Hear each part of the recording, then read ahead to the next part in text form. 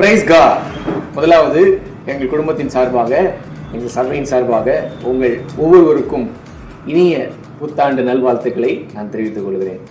இந்த ஜீவ ஊற்றுல இந்த வருஷத்துக்கான வாக்குத்தத்தத்தை நான் உங்களோடு பகிர்ந்து கொள்கிறேன்.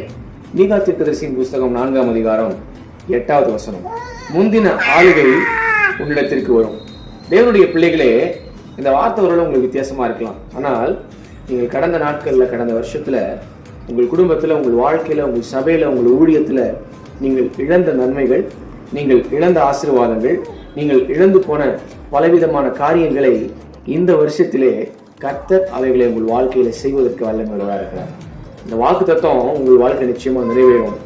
நீங்கள் தேவனோடு கூட இணைந்து நடக்கிறவர்களா இருப்பீர்களானால் இந்த வாக்கு தத்துவம் நிச்சயமா உங்களுடைய வாழ்க்கையில கர்த்தர் நிறைவேற்றி முடிப்பார். நீங்கள் சாட்சிகளாய் மாறுவீர்கள். இந்த வார்த்தை உங்களுக்கு பிரயோஜனமா இருந்திருக்கும், ஆசீர்வாதமா இருந்திருக்கும். God bless you.